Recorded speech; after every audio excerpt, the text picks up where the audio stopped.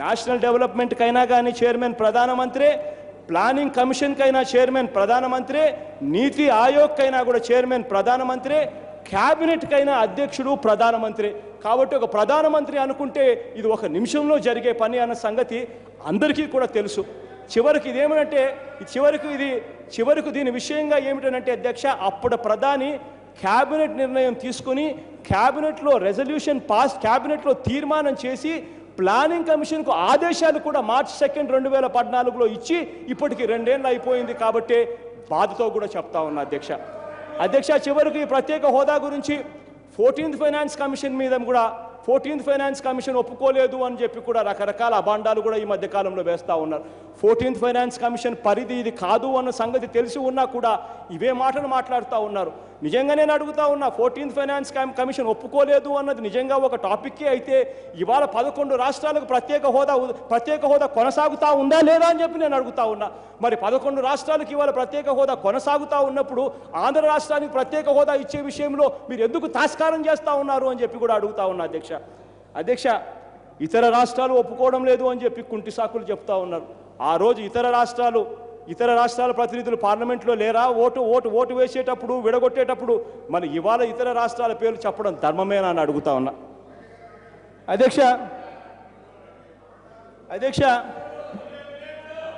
అధ్యక్ష చంద్రబాబు నాయుడు గారు పార్లమెంట్ సాక్షిగా ఏదైతే హామీలు ఇచ్చారో ఆ హామీలు తీసుకురావడంలో చంద్రబాబు నాయుడు గారి చిత్తశుద్ధి లేదని, చంద్రబాబు నాయుడు గారికి సిన్సియారిటీ లేదు అని చెప్పే ఉదాహరణ ఇంకొకటి అధ్యక్ష ఈ మధ్యకాలంలోనే మనమంతా కూడా చూసాం.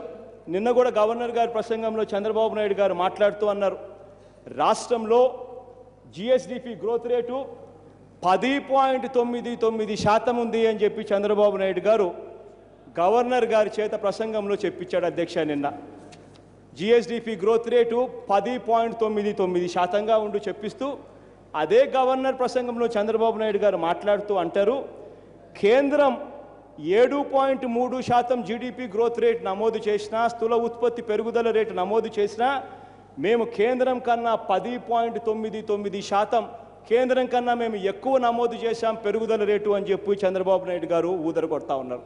ఇక్కడ ఒక్కటి చెప్పాలి అధ్యక్ష, కేంద్రం చూపించే ఆ 7.3% జీడిపి గ్రోత్ రేట్ ఏదైతే చెప్తా ఉన్నారో దాన్నే చాలామంది నిపుణులు, మీడియా చాలామంది కూడా దాన్ని క్వశ్చన్ చేస్తూ ఉన్నారు. అది ఎగ్జాజరేటెడ్ ఫిగరు, అది సరైన ఫిగర్ కాదు, అది చాలా ఎక్కువగా చెప్తా ఉన్నారు. ఎందుకు వాళ్ళంతా కూడా చెప్తా ఉన్నారు అని అంటే దానికి కారణం ఏంటంటే అధ్యక్ష, ఇవాళ బ్యాంకుల్లో పారిశ్రామికవేత్తలకు ఏదైతే బ్యాంకులు రుణాలు ఇచ్చాయో ఆ రుణాలలో 17% ఇవాళ నాన్ పర్ఫార్మింగ్ అసెట్స్గా, స్ట్రెస్డ్ అసెట్స్గా ఇవాళ రూపుదాల్చాయి. So banking sector 17% non performing అసెట్స్తో మూలుగుతూ కొత్త పరిశ్రమలకు లోన్లు ఇవ్వాలనంటే ఇబ్బందులు పడే పరిస్థితి చూపిస్తూ ఉన్నారు. కొత్త పరిశ్రమలు రావడం లేదు. ఉన్న పరిశ్రమలు 50-60% కెపాసిటీతో నడుస్తూ ఉన్నాయి. అదొక్కటే కాకుండా చివరకు 2 సంవత్సరాల నుంచి కరువు కాటకాలతో దేశం మొత్తం అల్లాడుతూ ఉంది. అటువంటిది అందుకే ఇవన్నీ కారణాల వల్ల దేశంలో చూపించే 7.3% గ్రోత్ రేట్ కూడా ఎగ్జాజరేటెడ్ ఫిగర్గా అని చెప్తా ఉంటే మన చంద్రబాబు నాయుడు గారు మాత్రం ఇక్కడ మాత్రం మాకు దేశం కన్నా ఎక్కువ 10.99% గ్రోత్ రేట్ మాకు వచ్చింది అని చెప్పి ఇక్కడ డంబాలు పలుకుతూ ఉన్నాడు. ఇక్కడ నేను ఒకటి అడుగుతా ఉన్నా అధ్యక్ష, దేశం కన్నా ఇంకా మనం అన్యాయమైన పరిస్థితిలో ఉన్నాం. కారణం ఏంటంటే హైదరాబాద్ మన దగ్గర నుంచి వెళ్ళిపోయిన తర్వాత ఒక్క ఐటీ కంపెనీని కూడా ఈ 2 ఏళ్లలో మనం తెచ్చుకోలేకపోయాం. అదొకటే కాదు, దేశంలో ఉన్న అవే సమస్యలు మనకు ఉన్నాయి. ఇవాళ మనకున్న కెపాసిటీస్లో ఇవాళ మనకున్న పరిశ్రమలు 50-60% కెపాసిటీతో నడుస్తూ ఉన్నాయి. స్టీల్ కానీ, సిమెంట్ కానీ ఏ రంగం చూసుకున్నా కూడా 50-60% కెపాసిటీతో నడుస్తూ ఉన్నాయి. స్పిన్నింగ్ మిల్లులు మూతపడతా ఉన్నాయి, జిన్నింగ్ మిల్లులు మూతపడతా ఉన్నాయి, ఫెరో మ్యాంగనీస్ ప్లాంట్లు మూతపడతా ఉన్నాయి, షుగర్ ఫ్యాక్టరీలు మూతపడతా ఉన్నాయి. ఇది మనకున్న పరిస్థితి. జూట్ మిల్స్ మూతపడతా ఉన్నాయి. ఇది మనకున్న పరిస్థితులు. చంద్రబాబు నాయుడు గారు ముఖ్యమంత్రి అయిన తర్వాత రాష్ట్రంలో వరుసగా 2 సంవత్సరాలు కరువులు వచ్చాయి. కరువులు రావడమే కాకుండా వరదలు కూడా చూశాం. ఇటువంటి దారుణమైన పరిస్థితిలో చంద్రబాబు నాయుడు గారు రుణమాఫీ చేస్తాను అని చెప్పి అబద్ధమాడిన పరిస్థితిలో రైతులు ఆత్మహత్యలు చేసుకుంటా ఉన్న పరిస్థితులు మనం చూసాం. ఇంకా ఇటువంటి దారుణమైన పరిస్థితిలో రాష్ట్రం ఉంటే చంద్రబాబు నాయుడు గారు మాత్రం దేశం 7.3% గ్రోత్ రేట్ చూపిస్తే మన రాష్ట్రం 10.99% గ్రోత్ రేట్ చూపిస్తూ ఉంది అని అంటా ఉన్నాడు. ఇక్కడ ఒక్కసారి అధ్యక్ష, చంద్రబాబు నాయుడు గారు ఈ మాదిరిగా ఎలా చెప్పగలుగుతా ఉన్నాడు, చంద్రబాబు నాయుడు గారు ఈ మాదిరిగా ఎలా బొంకుతున్నాడు అని చెప్పి నిజంగా ఎలా చెప్పగలుగుతున్నాడు, ఇంత బరితెగింపు ఎలా చూపిస్తున్నాడు అని చూస్తే అధ్యక్ష, దానికి కారణం ఏంటంటే అధ్యక్ష, చంద్రబాబు నాయుడు గారు ఇవాళ చెప్తా ఉన్న ఫిగర్సు ఏదైతే ఉన్నాయో వాటిని అడ్వాన్స్ ఎస్టిమేట్స్ అంటారు. అంటే ఇవాళ చెప్పే ఫిగర్లు అడ్వాన్స్ ఎస్టిమేట్స్. ఈ అడ్వాన్స్ ఎస్టిమేట్స్లో నిజమెంత అన్నది తెలిసేసరికే 4 ఏళ్ళు పడుతుంది. అంటే అధ్యక్ష, ఒక ఎగ్జాంపుల్ కింద అధ్యక్ష, సోషల్ ఎకనామిక్ సర్వే 2014-15కి సంబంధించిన పుస్తకం అధ్యక్ష. అంటే 2014-15 అనేది ఒక ఎగ్జాంపుల్గా చెప్తే ఆ సంవత్సరం చెప్పే ఎస్టిమేట్స్ను అడ్వాన్స్ ఎస్టిమేట్స్ అంటారు. దానికన్నా ముందు సంవత్సరం 2013-14 చెప్పే సంవత్సరం దాన్ని ఫస్ట్ రివైజ్డ్ ఎస్టిమేట్స్ అంటారు. అంటే ఈ ఫస్ట్ రివైజ్డ్ ఎస్టిమేట్స్కి వచ్చేసరికి కరెక్షన్స్ కొన్ని జరుగుతాయి. దానికన్నా ముందు సంవత్సరం 2012-13 సంవత్సరానికి చెప్పేసరికి అక్కడ సెకండ్ రివైజ్డ్ ఎస్టిమేట్స్ అంటారు. అంటే దాంట్లో కరెక్షన్స్ ఇంకా ఎక్కువ జరుగుతాయి. దాని తర్వాత దానికన్నా ముందు సంవత్సరం 2011-12కి వచ్చేసరికి థర్డ్ రివైజ్డ్ ఎస్టిమేట్స్ అంటారు. అంటే అక్కడ ఇంకా ఎక్కువ కరెక్షన్స్ జరుగుతాయి. దాని తర్వాత 2010-11 కానీ ఫైనలైజ్డ్ అకౌంట్స్ రావు. అంటే 2010-11 నుంచి 2011-14-15 కల్లా, అంటే దాని అర్థం ఫైనలైజ్డ్ అకౌంట్స్ వచ్చేసరికి 4 ఏళ్ళు పడుతుంది. కాబట్టి ఈ 4 ఏళ్లలో చంద్రబాబు నాయుడు గారు ఏదైనా చెప్పొచ్చు, ఏదైనా బొంకచ్చు అనే ఉద్దేశంతో చంద్రబాబు నాయుడు గారు విపరీతమైన గ్రోత్ రేట్ ఫిగర్స్ చూపిస్తూ ఉన్నాడు, విపరీతమైన అబద్ధాలు చెప్తా పోతా ఉన్నాడు. ఇక్కడ ఒకటి చెప్పాలి అధ్యక్ష, ఎందుకు ఈ విషయాలు చెప్తా ఉన్నానంటే చంద్రబాబు నాయుడు గారు ఈ మాదిరిగా చూపించినందువల్ల మనకు జరిగే నష్టం ఏమిటి అన్నది ఒక్కసారి చెప్పాలి అధ్యక్ష.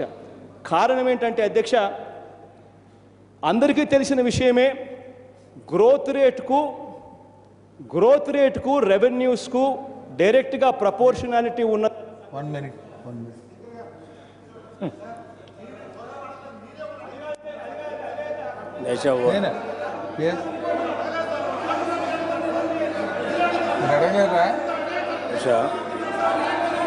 అధ్యక్ష,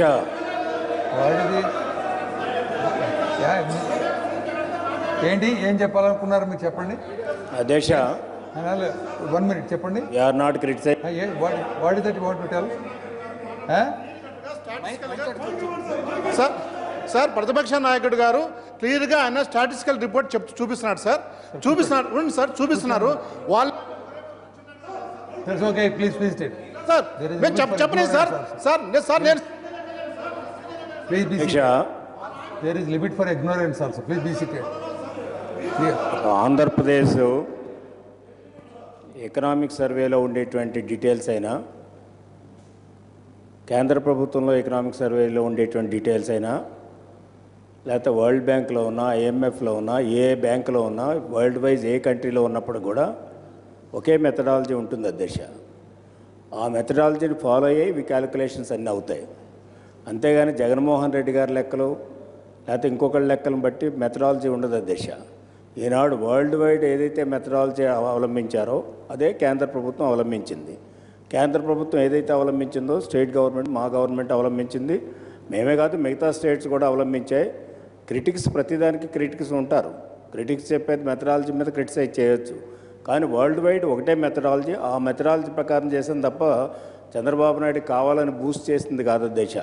వేళ జరిగింది బూస్ట్ చేసింది అయితే అగ్రికల్చర్ మైనస్ గ్రోత్ ఉంది మన రాష్ట్రంలో.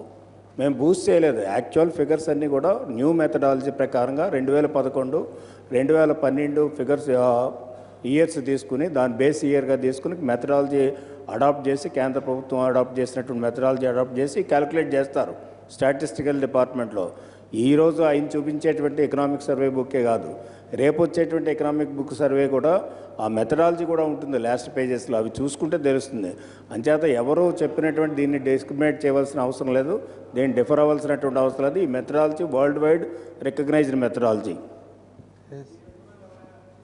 అధ్యక్ష, ప్రతి విషయానికి వెంటనే ఆపడం, మంత్రులతో మాట్లాడించడం, ఏం సాధిస్తాం అధ్యక్ష? దానివల్ల సాధించేది అంతా కలిపి ఒకటేసారి నా స్పీచ్ అయిపోయిన తర్వాత వాళ్ళతో మాట్లాడించండి, వాళ్ళకు కూడా ఉంటాయి కదా.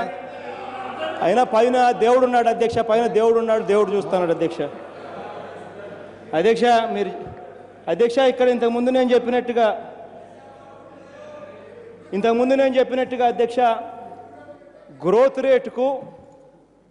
గ్రోత్ రేటుకు రెవెన్యూస్కు డైరెక్ట్గా ప్రపోర్షనాలిటీ ఉంది అన్నది బాధాకరమైన విషయం అధ్యక్ష. ఎందుకు నేను చెప్తా ఉన్నాను అనంటే, ఇది మీరు అర్థం చేసుకోకుండా మీరు చూపిస్తూ ఉన్న ఈ ఫడ్జెట్ ఫిగర్స్, ఈ తప్పుడు ఫిగర్ల వల్ల జరిగే నష్టం ఏమిటి అని చెప్తా ఉన్నా.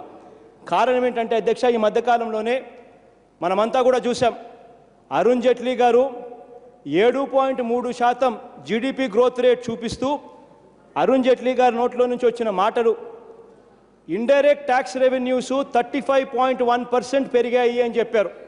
ఆ మాట చెప్తూ direct tax revenues, indirect tax revenues రెండూ కలిపి యాన్యులైజ్ రెండు కలిపితే యావరేజ్ రెవెన్యూస్ 22% పెరిగాయి ఓవరాల్ రెవెన్యూస్ అని చెప్పి అరుణ్ జైట్లీ గారు, జీడిపి గ్రోత్ రేట్ 7.3% ఉంటే ఓవరాల్ రెవెన్యూస్ 22% పెరిగాయి అని చెప్పడం విన్నాం. అదే రకంగా అధ్యక్ష అందరికీ తెలిసిన విషయమే, మన రాష్ట్రానికి వచ్చేసరికి మామూలుగా ఏ రాష్ట్రంలో అయినా కూడా డైరెక్ట్ ట్యాక్స్ రెవెన్యూస్ ఉండవు. ఎందుకంటే ఇన్కమ్ ట్యాక్స్, కార్పొరేట్ ట్యాక్స్లు ఈ రెండు కూడా డైరెక్ట్ ట్యాక్స్ రెవెన్యూస్ పరిధిలోకి వచ్చేటి సెంట్రల్ గవర్నమెంట్ పరిధిని. మన రాష్ట్రానికి వచ్చేసరికి ఏ రాష్ట్రానికైనా వచ్చేసరికి అది ఇండైరెక్ట్ ట్యాక్స్ రెవెన్యూసే. మనము కేంద్ర ప్రభుత్వం వేసే ట్యాక్సుల కన్నా 4 గింతలు ఎక్కువగానే ట్యాక్సులు వేసాం. పెట్రోలు డీజిల్ మీద మన గవర్నమెంటు పెట్రోల్ మీద 33% వ్యాట్ ఉంటే, డీజిల్ మీద 25% ఉంటే దానికి 4 రూపాయలు ఎక్కువగానే, వీటికి అదనపుగా 4 రూపాయలు పర్ లీటర్ ఎక్కువ ట్యాక్స్ వేసాం. మన రాష్ట్రంలో ఉన్న పెట్రోల్ డీజిల్ రేట్లు దేశంలో ఎక్కడా లేవు, హైయెస్ట్ మన రాష్ట్రమే. అంత బాధడమే కాకుండా లిక్కర్ మీద వ్యాట్ ఇంతకు ముందు 160% ఉంటే లిక్కర్ మీద వ్యాట్ ఇవాళ 190%కు పెంచాం. ఇంతటితో కూడా సరిపోలేదు, భూముల రిజిస్ట్రేషన్ విలువలు విపరీతంగా పెంచేసి భూముల రిజిస్ట్రేషన్ దగ్గర నుంచి ఎక్కువ డబ్బులు తీసుకునే కార్యక్రమాలు తీసుకున్నాం. అంతేకాకుండా ఇసుక మీద కూడా క్యూబిక్ మీటర్ ఇంతకుముందు 40 రూపాయలు ఉంటే ఇవాళ 550 రూపాయలు కూడా పెంచి, ఈ 550 రూపాయలు కూడా పెంచి 12 రెట్ల నుంచి 15 రెట్లు పెంచాం.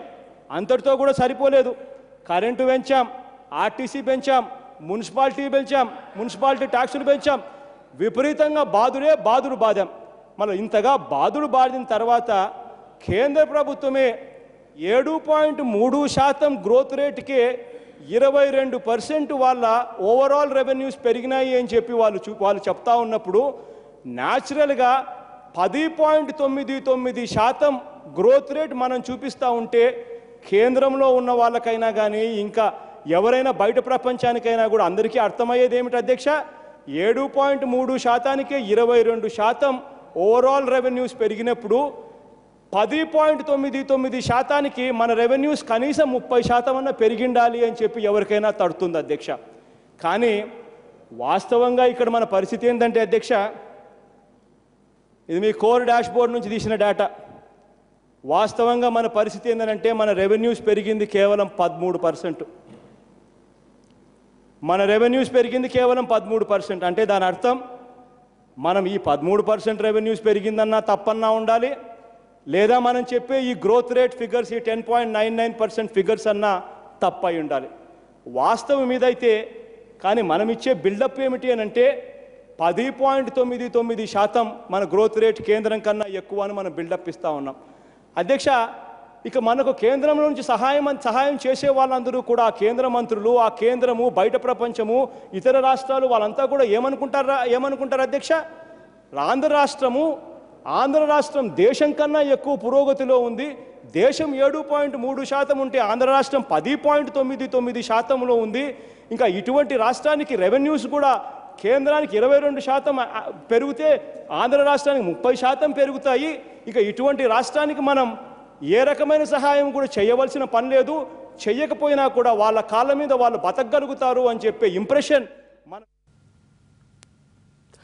అడ్వాన్స్ ఎస్టిమేట్స్ చూపించి రాష్ట్రం అభివృద్ధి చెందుతోందని లెక్కలు తప్పుగా చెప్తున్నారని ప్రభుత్వం మభ్యపెడుతోందని ఆరోపిస్తున్నారు జగన్.